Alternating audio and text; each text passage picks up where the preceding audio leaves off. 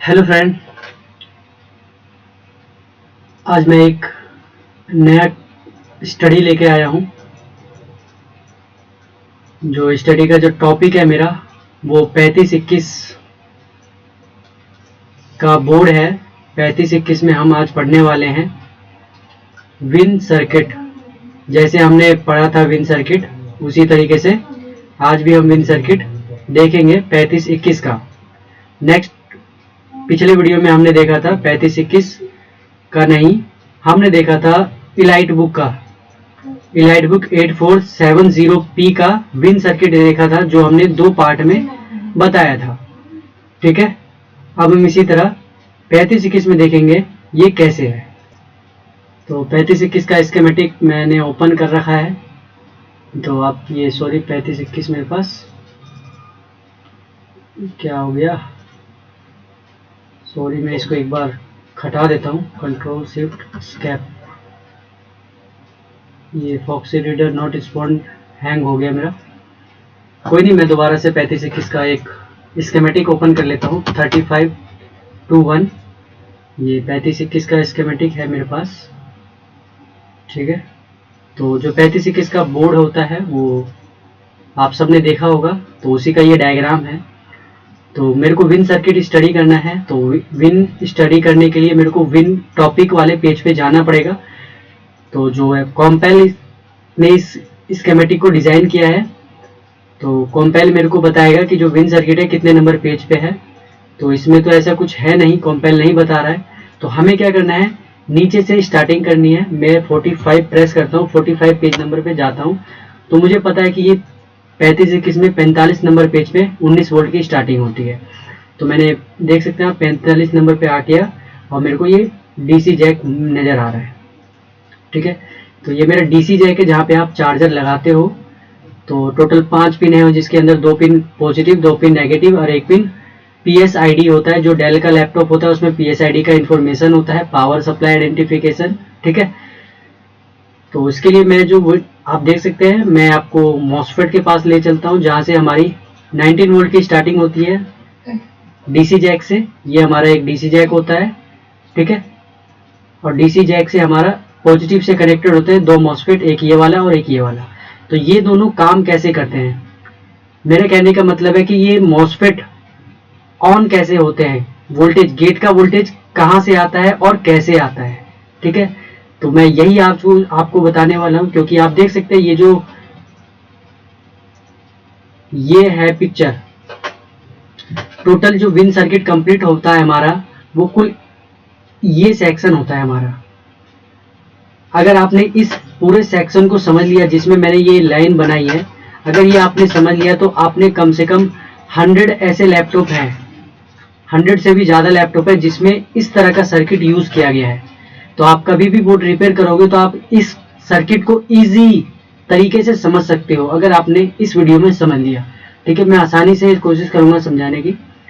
ठीक है, तो आपको ये समझना है। इसके लिए मैंने आपको स्कीमेटिक पे नहीं समझाऊंगा, मैंने एक अलग से नोट्स बना रखा है जिसमें आपको आसानी से समझ आएगा। उसके बाद हम इस पे अप्लाई करेंगे। ठीक है, तो आप यहाँ देख सकते हैं ये मेरा सर्किट है कुछ, ये मैंने सर्किट ले लिया था, ये मैंने यहाँ से तो ये मैंने पेंट्स में कुछ छोटा सा एक सर्किट डिजाइन किया है। वो सर्किट क्या है, देखिए, ये मेरा डीसी जैक है। ये मेरा क्या है, डीसी जैक, जहाँ पे आप चार्जर लगाते हो। ठीक है, चार्जर लगाने के बाद जो 19 वोल्ट है वो VIN के नाम से बनता है। मतलब स्कीमेटिक जो करता है वो हमें एक नाम देता है। तो उस नाम का मतलब क्या है, ये जो विन है ये 19 वोल्ट है, क्योंकि एडेप्टर से क्या निकलता है 19 वोल्ट, तो ये 19 वोल्ट है हमारा। ठीक है, ये 19 वोल्ट हमारा जाता है एक मॉसफेट पे। जो ये मॉसफेट है P चैनल का है, यहाँ पे N चैनल भी हो सकता है, P चैनल भी हो सकता है। तो मैंने जो इसमें बनाया वो P चैनल का मॉसफेट बनाया है। ये डायोड बना के दिखला दिया, बस मैंने यहाँ पे आपको इंडिकेशन दे दिया कि ये P चैनल का मॉसफेट है। तो ये P चैनल का मॉसफेट है। उसके बाद जब आप ऐसे आगे आते हो तो फिर से आपको एक P चैनल का मॉसफेट और मिलता है, उसके बाद आपका CLR मिलता है। ठीक है, तो ये जो 19 वोल्ट है मेरा, यहाँ से 19 वोल्ट यहाँ पे हमें पहुंचाना है। तो वो कैसे 19 वोल्ट यहाँ से यहाँ आएगा, डायरेक्ट तो नहीं आ सकता है। क्यों नहीं आ सकता है? तो अगर 19 वोल्ट यहाँ पे है तो ये डायोड का डायरेक्शन के हिसाब से ये 19 वोल्ट पार हो जाएगा। तो जो डायोड पास कर देगा वोल्टेज को 19 वोल्ट को, तो लीकेज के साथ करेगा आपका 18.8 वोल्टेज। तो ये वोल्टेज क्या हो गया? लीक हो गया। और ये वोल्टेज इसने पास क्यों किया? क्योंकि ये फॉरवर्ड डायरेक्शन में था डायोड। मतलब डायोड अगर आपने पढ़ा है, ये डायोड होता है, तो अगर इधर आपका 1 वोल्ट है तो इधर आपको 0.8 वोल्ट मिल जाएगा, क्योंकि ये वोल्टेज इस तरफ से वोल्टेज को पार करता है, लेकिन इस तरफ से वोल्टेज को पार नहीं करेगा। ठीक है, तो ये मॉसफेट है। मॉसफेट के अंदर बेसिकली होता क्या है? डायोड होता है। ठीक है, तो 19 वोल्ट मेरा यहां से यहां पे पार हो जाएगा, लेकिन 18.8 वोल्टेज आएगा। अब 18.8 वोल्टेज आ गया तो यहां से ये वोल्टेज यहां पे पार नहीं कर सकता। तो अब इसके लिए हमें क्या चाहिए होता है? इसका गेट। अब इसका गेट को मुझे ओपन करना पड़ेगा, गेट पे वोल्टेज देना पड़ेगा, जिससे मेरा यहाँ पे जो 18.8 वोल्टेज है वो यहाँ पे भी आ जाएगा 18.8, क्योंकि इसने जो है वोल्टेज को पार किया था, क्योंकि डायोड जो अंदर था वो फॉरवर्ड में था। अब ये जो दूसरा मॉसफेट है पी चैनल का, उसका जो डायोड है वो रिवर्स में है, तो इधर ब्लॉक कर देगा, वोल्टेज को इधर पास नहीं होने देगा। अब फिर भी मेरे को इधर से इधर वोल्टेज भेजना है, क्योंकि मेरे को बोर्ड लैपटॉप को ऑन करना है। लैपटॉप यहीं से पूरे बोर्ड में 19 वोल्ट चला जाता है। तो अब जब तक आपने 19 वोल्ट यहाँ से यहाँ नहीं पहुंचाया तो आपको लैपटॉप ऑन नहीं होगा। और यहाँ तक पहुंचाने के लिए इसका जो मॉसफेट है वो ऑन होना जरूरी है। पी चैनल है तो भी ऑन होगा, एन चैनल है तो भी ऑन होगा। एक मॉसफेट तो आपका ऑन नहीं होगा तो पार कर देगा, लेकिन दूसरा मॉसफेट ऑन होना जरूरी है। अब ऐसा नहीं है कि जो पहला मॉसफेट है हमेशा इसी फॉरवर्ड डायरेक्शन में ही मिलेगा हर बोर्ड में, जरूरी नहीं है। किसी किसी बोर्ड में आपका पहला मॉसफेट ही ब्लॉक रिवर्स में मिल जाएगा। तो आपको इसका मॉसफेट, ये वाला जो मॉसफेट है, ये गेट ऑन होना जरूरी है, इसका गेट पे वोल्टेज आना जरूरी है ना। तो मैं आपको बताता हूं, जैसे कि 19 वोल्ट अगर यहाँ पे है तो ये लीक होके यहाँ पे 18.8 वोल्ट बन गया। अब इस मॉसफेट को ऑन होने के लिए इसका गेट वोल्टेज चाहिए, तो ये गेट वोल्टेज है ना। तो आपने जब गेट को फॉलो किया तो आप देख सकते हैं यहाँ पे ये एक पॉइंटेड है जो कि कनेक्टेड है, कहाँ से? तो ये देख सकते हैं ये इस वाले मॉसफेट से भी कनेक्टेड है। मतलब दोनों पी चैनल का मॉसफेट का जो गेट है वो आपस में कनेक्टेड है। ठीक है, मेरी बात को सुनना। जैसे मैं बोल रहा हूँ कि इसका जो गेट है, इस वाले का गेट और इस वाले का गेट आपस में कनेक्टेड है। वो कैसे पता चला? तो मैंने यहाँ देखा ये पॉइंट कनेक्टेड है इधर से भी और इधर से भी। मतलब इस पॉइंट पे जो वोल्टेज आएगा वो वोल्टेज मेरे इस गेट पे भी चला जाएगा और इस गेट पे भी चला जाएगा। इस गेट पे जाएगा तो क्या होगा? तो 19 वोल्ट की जगह पूरा यहाँ पे 19 वोल्ट मिलेगा, लीकेज नहीं होगा क्योंकि गेट खुल गया है ना, तो लीकेज होना बंद हो जाएगा। और यहाँ पे 19 वोल्ट आएगा तो ये 19 वोल्ट पार कर देगा। ठीक है, तो यहाँ पे ये है कि 19 वोल्ट ये पार होगा। ठीक है, लेकिन गेट पे वोल्टेज कैसे आएगा, कितना आएगा, कहाँ से आएगा, है ना। तो गेट पे वोल्टेज के लिए आप देख सकते हैं यहाँ पे 2 रजिस्टर लगे हुए हैं, यहाँ पे 2 रजिस्टर लगे हुए हैं। ये 2 रजिस्टर क्या है? तो आपको पता होगा जब 2 रजिस्टर आपस में कनेक्टेड होते हैं और उसको एक सप्लाई मिल जाती है और एक ग्राउंड मिल जाता है तो एक सर्किट डिजाइन होता है। जैसे कि मैंने आपको दिखला रखा है, यहाँ पे देख सकते हैं 2 रजिस्टर आपस में कनेक्टेड था, देखा था अभी आपने, सेम वही चीजें देख सकते हैं। एक ये रजिस्टर है, एक ये रजिस्टर है। जब 2 रजिस्टर आपस में कनेक्टेड होता है तो हमें उसमें 2 चीज और ढूंढनी होती है। उन्हीं रजिस्टरों में 2 रजिस्टर कनेक्टेड है, इन्हीं दोनों में 2 चीज और ढूंढनी है। एक चीज क्या है कि जो ऊपर वाला रजिस्टर है उसके पास एक सप्लाई होनी चाहिए, कितनी भी सप्लाई हो, 1 वोल्ट 2 वोल्ट 20 वोल्ट 15 वोल्ट कुछ भी हो, एक सप्लाई जरूर होनी चाहिए। किसके पास? जो आपका ऊपर वाला रजिस्टर होगा।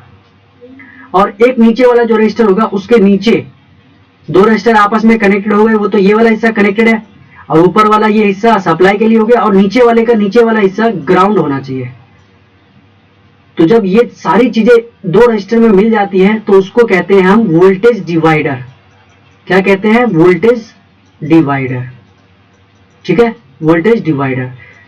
तो वोल्टेज डिवाइडर क्या करता है? वोल्टेज को डिवाइड करने का काम करता है। कहां से करेगा? तो ये वाला बीच का पोर्शन जो आपस में 2 रजिस्टर कनेक्टेड थे वही वोल्टेज हमें डिवाइड करके देगा। क्या? Voltage out. मतलब यहां से एक वोल्टेज निकलेगा, क्या नया वोल्टेज का जन्म होगा। वो कैसे?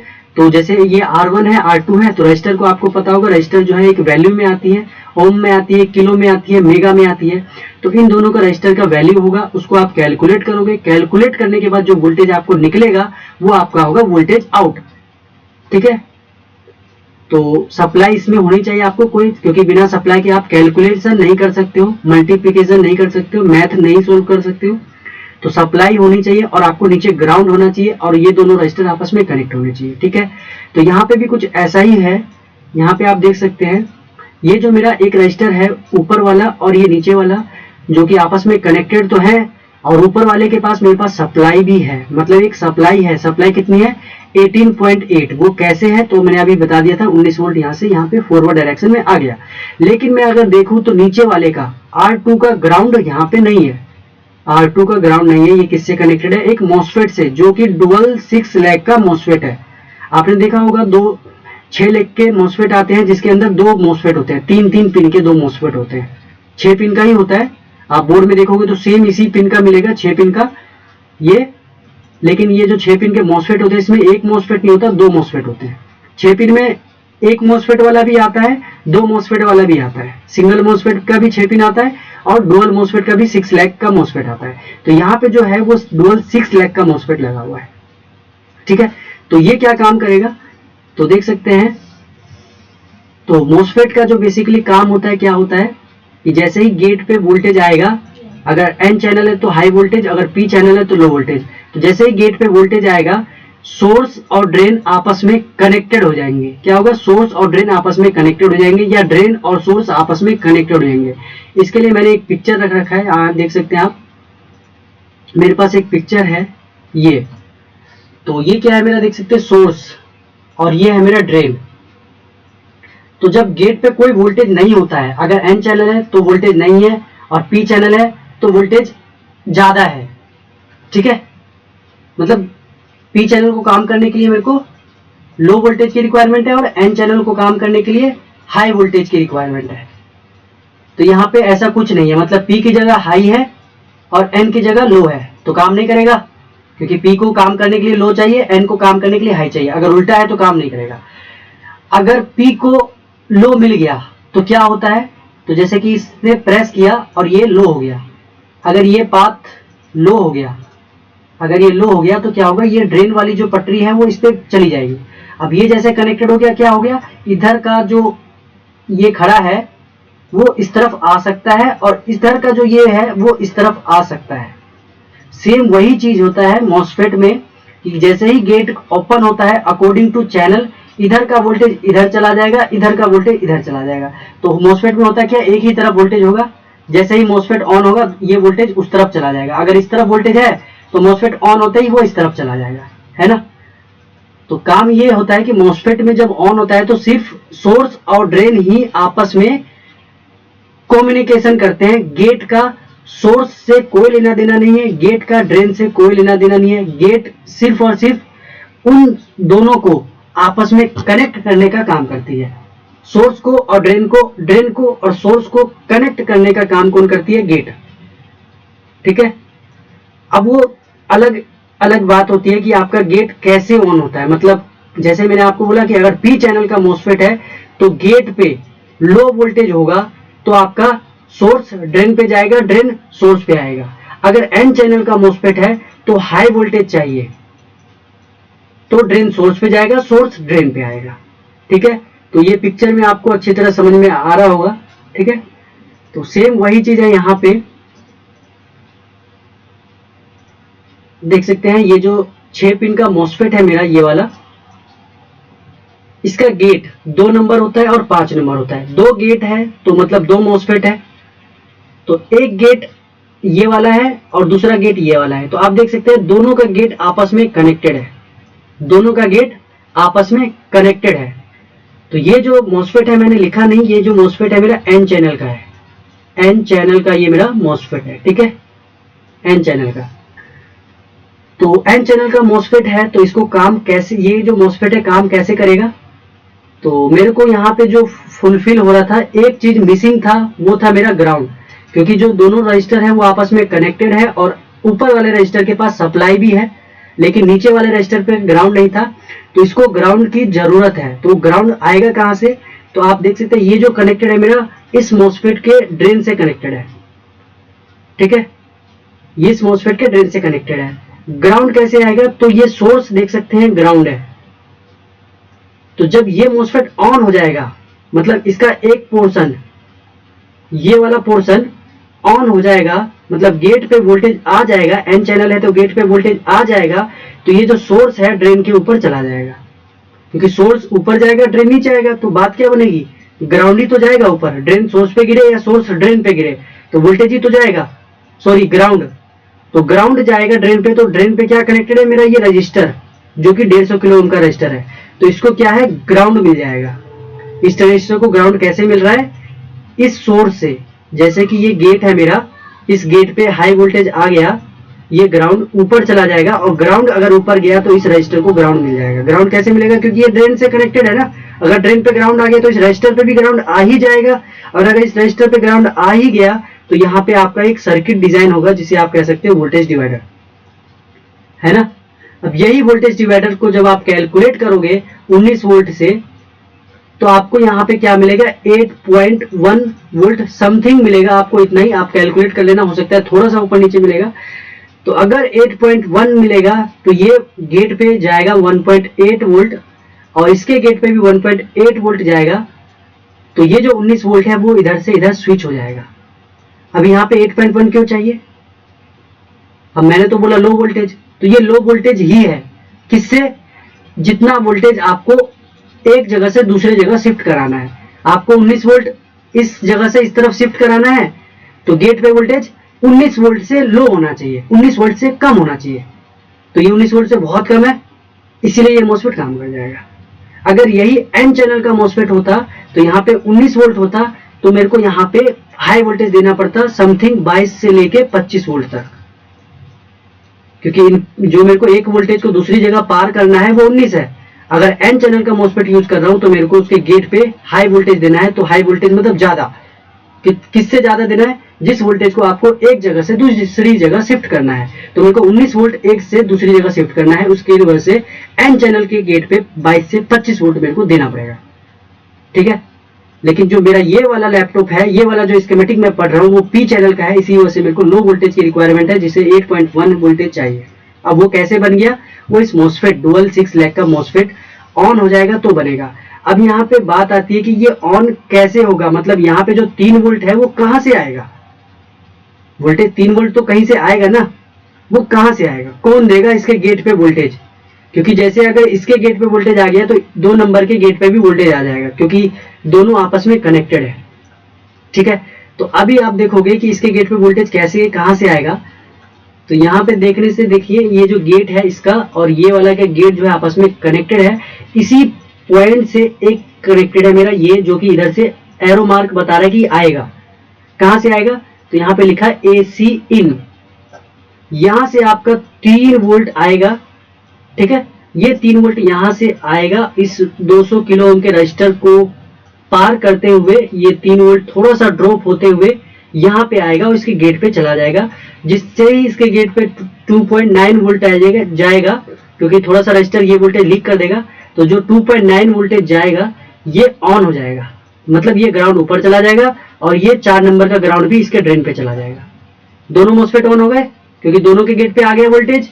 अब ये दोनों ग्राउंड ऊपर चले गए, तो ये वाला जो ग्राउंड गया मेरा, तो इसने तो एक वोल्टेज डिवाइडर बनाया, और वोल्टेज डिवाइडर बना के क्या किया, मॉसफेट को स्विच कराया, मतलब मॉसफेट के वोल्टेज को एक जगह से दूसरी जगह शिफ्ट करा चुका है, मतलब इधर से वोल्टेज इधर पे आ गया, इधर से यहाँ भी आ गया, ठीक है।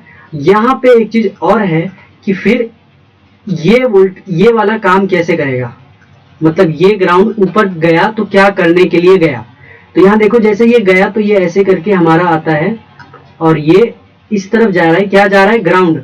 क्यों जा रहा है, क्योंकि ऑन हो चुका है, ये ग्राउंड ऐसे जाएगा और ऐसे जाएगा और ऐसे चला जाएगा। अब ये क्या है, तो ये मेरा ट्रांजिस्टर है, जो कि मैंने यहाँ लिख रखा है, मैंने एरो मार्क नहीं दिया है, मैंने यहाँ पे आपको मेंशन कर दिया, ये जो ट्रांजिस्टर है वो NPN है, ठीक है।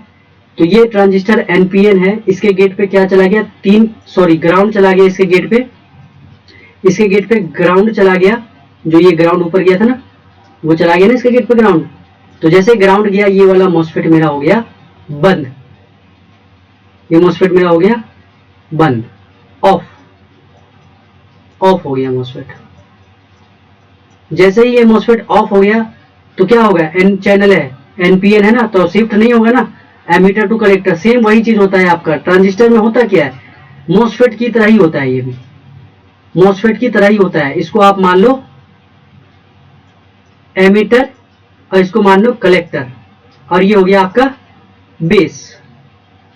तो बेस क्या करेगा, वोल्टेज एनपीएन है, एनपीएन मतलब एन चैनल है, तो ज्यादा वोल्टेज आएगा तो ऑन हो जाएगा। अगर पीएनपी है, कम वोल्टेज आएगा तो ऑन हो जाएगा। सेम वही चीज है, बस नाम का फर्क है। NPN, PNP, N channel, P channel, काम मॉसफेट की तरह ही करता है। ठीक है, एमीटर हमारा सोर्स मान लो, कलेक्टर ड्रेन मान लो, या कलेक्टर को सोर्स मान लो, एमीटर को ड्रेन मान लो। बेस पे वोल्टेज आएगा तो होगा क्या, एमीटर और कलेक्टर आपस में कनेक्ट होगा। बेस पे वोल्टेज नहीं आएगा, एमीटर टू कलेक्टर नहीं जुड़ेगा, according to channel, NPN channel है या पीएनपी चैनल है। जैसे आपको मैंने मॉसफेट बताया, सेम वही आपका कॉन्सेप्ट है ट्रांजिस्टर में। ठीक है, तो इसमें कैसे दे रखा है, जैसे कि यहाँ पे मैंने आपको बताया ये ट्रांजिस्टर है, तो यहाँ पे ग्राउंड आने की वजह से ये ट्रांजिस्टर ऑन नहीं होगा, क्योंकि एनपीएन है, हाई वोल्टेज की रिक्वायरमेंट है। जैसे कि यहाँ पे एन चैनल में 3 वोल्ट चाहिए था, इसको भी 3 वोल्ट चाहिए था गेट पे। जैसे इसके गेट पे आया तो ग्राउंड गया ना ऊपर, अब इसके गेट पे तो लो आ गया, अब ये ग्राउंड ऊपर नहीं जाएगा। अगर ग्राउंड ऊपर नहीं गया तो क्या होगा, तो अगर ग्राउंड ऊपर नहीं गया तो यहाँ पे कुछ भी नहीं है, मतलब ना ही लो वोल्टेज है ना ही हाई वोल्टेज है, क्योंकि जब ग्राउंड ऊपर जाएगा तभी तो लो वोल्टेज बनेगा। अब वोल्टेज का तो कोई जिक्र ही नहीं है, यहाँ पे कोई वोल्टेज तो आएगा ही नहीं यहाँ पे। ठीक है, तो ये मैंने बोला आपको पीएनपी। तो पीएनपी ये क्या है, गेट बेस। तो पीएनपी के गेट पे ना ही मेरा लो है ना ही मेरा हाई है, तो ना ही मेरा ऑन होगा ना ही मेरा ऑफ होगा, ये होगा फ्लॉट, मतलब काम नहीं करेगा, क्योंकि कुछ भी काम नहीं करेगा ये। मतलब ना ही एमीटर टू कलेक्टर कनेक्ट होगा, ना ही कलेक्टर टू एमीटर जुड़ेगा, है ना। क्योंकि जुड़ने वाला काम कब होगा, जब यहाँ पे लो वोल्टेज आएगा, क्योंकि पी है ना ये। जैसे पी चैनल लो वोल्टेज चाहिए, एन चैनल हाई वोल्टेज चाहिए, वही चीज है। एनपीएन हाई वोल्टेज चाहिए काम करने के लिए, पीएनपी लो वोल्टेज चाहिए काम करने के लिए। ठीक है, तो यहाँ पे ये भी काम नहीं करेगा और ये भी काम नहीं करेगा, क्योंकि ये लो है तो ग्राउंड ऊपर नहीं गया, यहाँ पे कुछ भी नहीं है तो भी ग्राउंड, ये आपस में कनेक्ट नहीं हुआ। सपोज करो फिर इसको लगाया क्यों, इसको लगाया ही क्यों, काम नहीं है तो वो कंपनी ने लगाया, कंपनी का क्या था मतलब नहीं पता। लेकिन मान लो अगर ये ग्राउंड, अगर यहाँ पे 3 वोल्ट आ जाए, अगर यहाँ 3 वोल्ट आ जाए तो क्या होगा,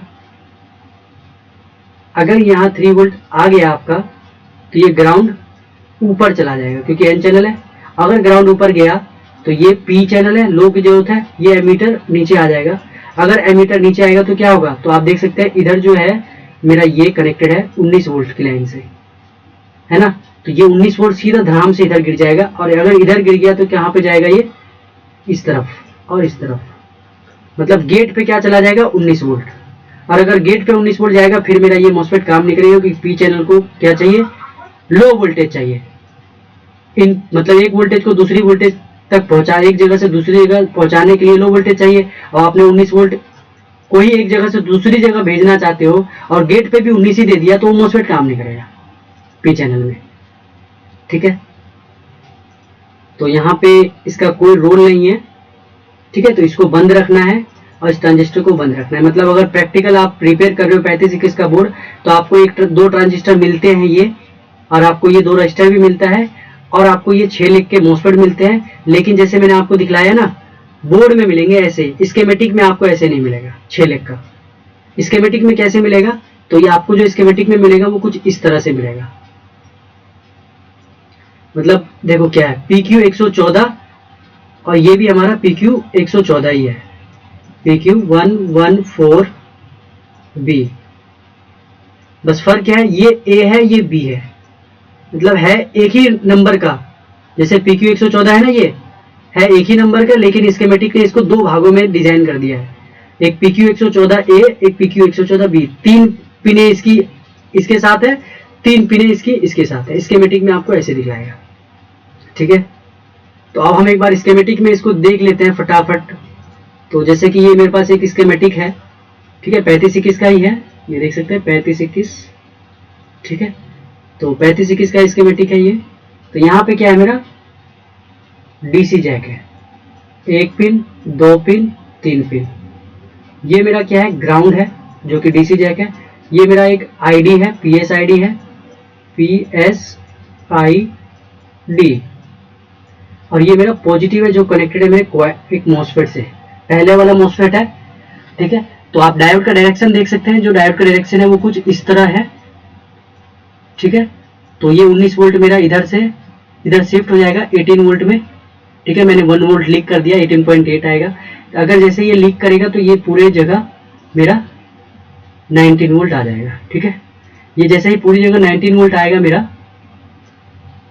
तो आप देख सकते हैं यहां से मेरा एक रजिस्टर ये कनेक्टेड है मेरा, और ये नीचे आएगा, और यहां से ये पूरा मेरा इसका गेट, और इस तरफ से देख रहा हूं तो ये मेरा इसका गेट कनेक्टेड है, मतलब दोनों का गेट आपस में कनेक्टेड है।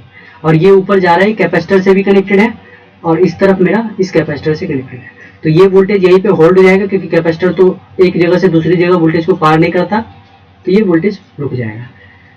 और ये मेरा इधर से कनेक्टेड है, मेरा ये ट्रांजिस्टर, ठीक है।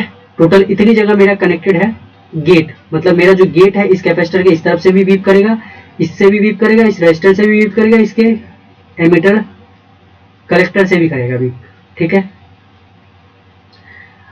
अब यहाँ पे वोल्टेज गेट पे जो मैंने आपको बताया 8.1 वोल्टेज, वो कैसे बना, तो आप देख सकते हैं यहां से जो मेरा कनेक्टेड है, एक नीचे भी एक रजिस्टर कनेक्टेड है, तो ये दोनों आपस में कनेक्टेड हो गए ना। ये वाला ऐसे करके ऐसे, मतलब ये दोनों रजिस्टर, आपको मैंने बताया था ये वोल्टेज डिवाइडर था जो आपस में कनेक्टेड है, तो यहाँ पे भी तो वही है ना, बस थोड़ी सी जगह चेंजेस हो गई, थोड़ा सा दूर में जाके, लेकिन कनेक्टेड तो है आपस में।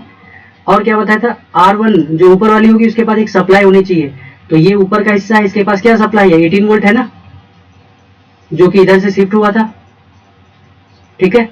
और R2 के नीचे ग्राउंड होना चाहिए, तो देखो R2 के नीचे मेरे पास कोई ग्राउंड नहीं है, जो कि इधर कनेक्टेड है और एक इस तरफ कनेक्टेड है।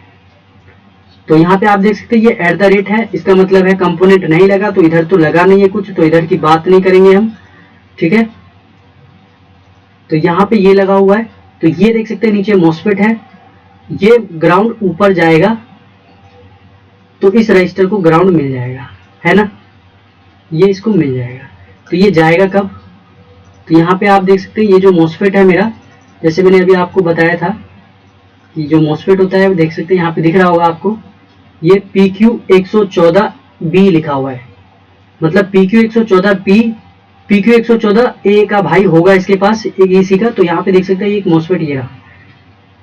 तो स्कीमेटिक ने क्या करा, दो मॉसफेट को अलग अलग जगह डिजाइन कर दिया, लेकिन बोर्ड में आपको ये 114 3 पिन का नहीं मिलेगा, 6 पिन का ही मिलेगा आपको, इस तरह से लगा होगा बोर्ड में आप चेक करोगे तो PQ114 लिखा होगा प्लेसमेंट नंबर, और वहां पे आपको यही मिलेगा। स्कीमेटिक ने इसका 3 भाग एक जगह दे दिया, 3 भाग एक जगह दे दिया, ठीक है ना।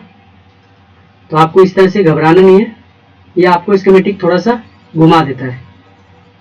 तो जैसे इसको मिल गया ये, तो ये हम कहाँ पे थे,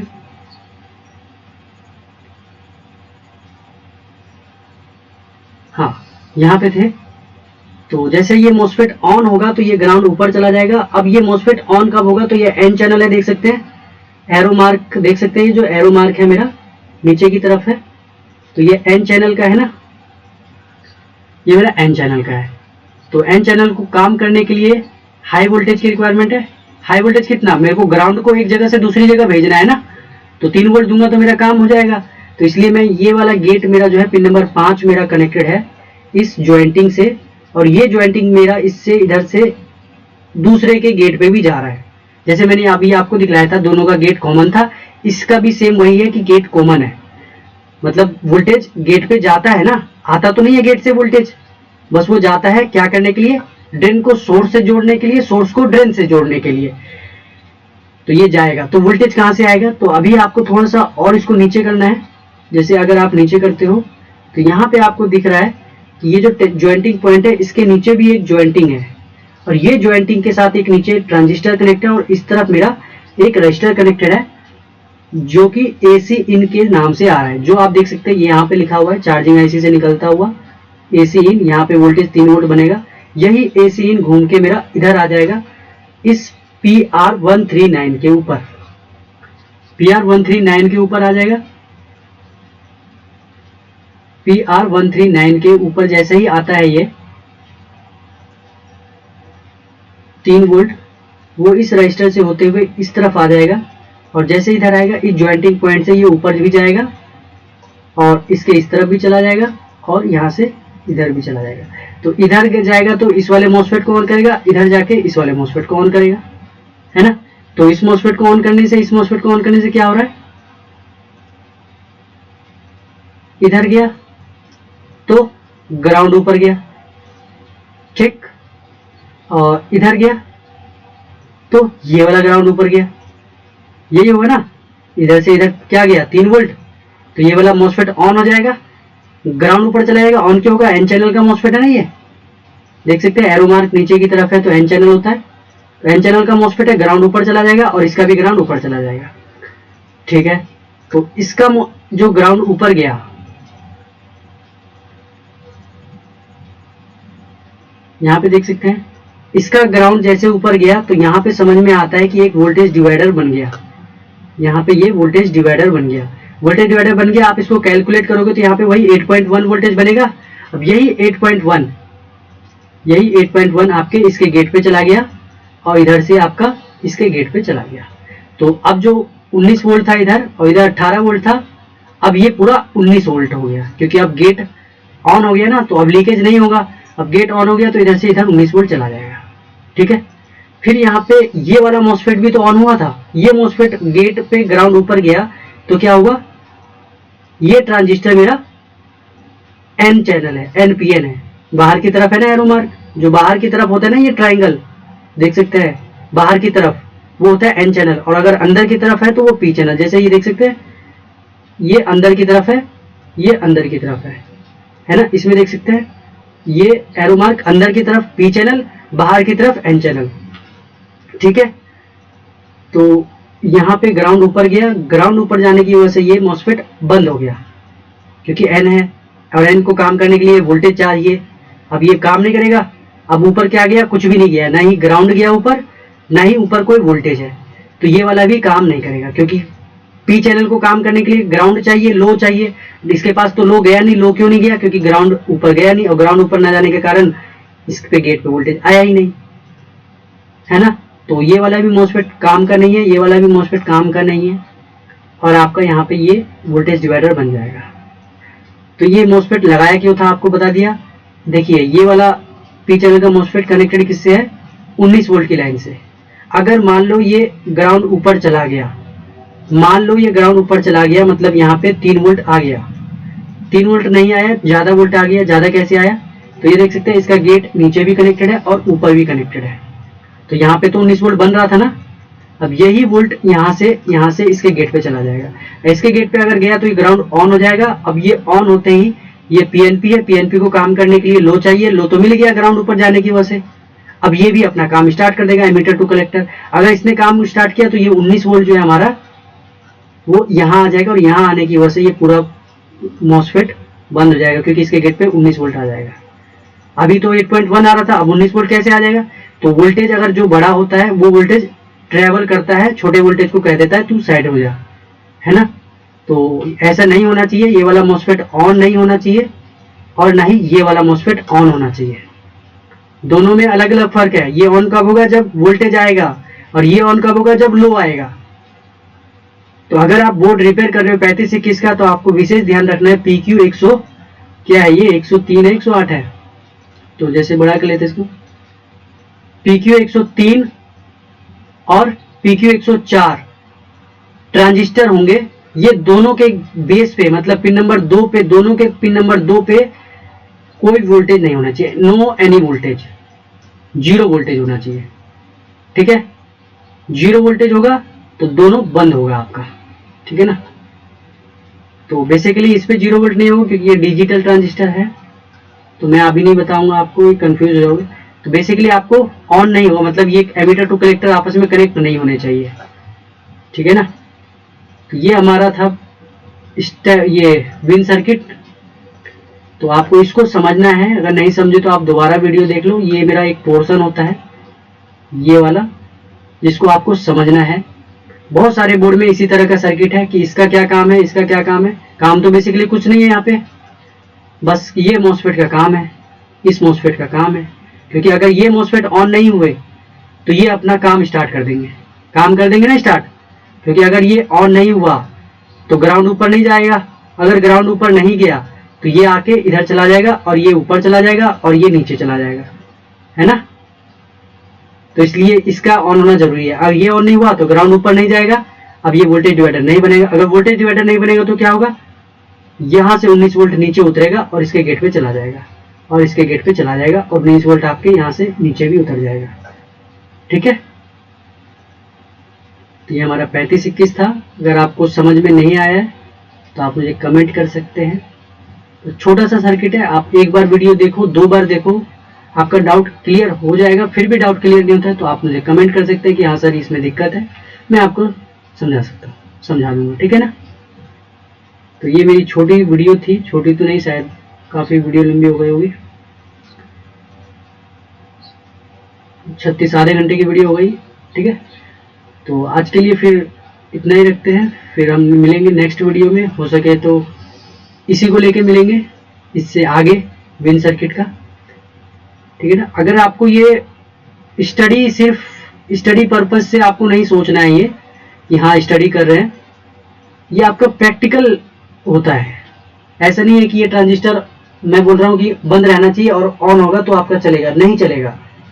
ठीक है, अगर आप चेक कर रहे हो, कभी बोर्ड रिपेयर कर रहे हो 35-21 का, अगर आपको यहाँ पे 19 वोल्ट मिल रहा है और यहाँ पे नहीं मिल रहा है या कम मिल रहा है, तो आपने गेट वोल्टेज चेक किया, अब आपको गेट वोल्टेज मिल रहा है 19 वोल्ट और यहाँ पे भी 19 वोल्ट ही मिलेगा ना, क्योंकि दोनों का गेट कॉमन है ना। तो आपको समझना है 19 वोल्ट क्यों मिल रहा है। हो सकता है इसको ग्राउंड नहीं मिला, जिसकी वजह से वोल्टेज डिवाइडर नहीं बना, 19 वोल्ट सीधा आके चला गया, या हो सकता है ये कैपेसिटर शॉर्ट हो गया, या हो सकता है ये ट्रांजिस्टर ये वाला ऑन हो गया, ये ऑन हो गया ना, तो एमीटर और ये जुड़ जाएगा। ठीक है, तो आपको समझना है कि ये जैसे जैसे मैंने अभी बताया वैसे ही ओके कंडीशन होनी चाहिए। फॉल्टी कंडीशन क्या होगी, तो आप समझ गए ना कि मैंने बोला ये बंद रहना चाहिए, तो फॉल्टी कंडीशन ये होगी कि ऑन हो जाएगा। मैंने बोला कि ओके होना चाहिए, मतलब ये ऑन होना चाहिए। फॉल्टी कंडीशन क्या होगा कि ये ऑन नहीं होगा, ऑन नहीं होगा तो ग्राउंड नहीं जाएगा, तो 19 वोल्ट आके चला जाएगा। तो अगर आप कभी भी कोई बोर्ड रिपेयर कर रहे हो तो उसका ओके कंडीशन समझ लो, फॉल्टी कंडीशन अपने आप समझ में आ जाएगा। आपने एक बार स्टडी तो करो, आप समझो कि हाँ ये ऐसे काम करेगा, ये ऐसे काम करेगा। अब आप बोर्ड पे चेक करो, जैसे जैसे आपने अभी देखा वैसे वैसे काम कर रहा है। अगर कर रहा है तो ठीक है, नहीं कर रहा है तो आप वहीं पे समझ गए कि हाँ इसका फॉल्ट है। ठीक है, तो इसलिए आप स्कीमेटिक स्टडी करने की प्रैक्टिस करो, धीरे धीरे आपको समझ में आएगा। ठीक है, तो मैं ज्यादा पोर्शन नहीं बताता हूँ, थोड़ा सा पोर्शन आपको समझना है। आपने थोड़ा समझ लिया तो आपको धीरे धीरे वो भी आ जाएगा। ठीक है, तो आपको ये कंपलसरी देखना है, बहुत बोर्ड में मिलेंगे, आप स्कीमेटिक खोल के देखो। ठीक है, तो 35-21 का था ये, फिर मिलेंगे 35-21 में पार्ट 2 लेकर। ये मैं पार्ट 1 के नाम से बना रहा हूँ, फिर आप मिलेंगे पार्ट 2 के नाम से। ठीक है, ओके, फिर जब तक के लिए bye bye and thank you for watching.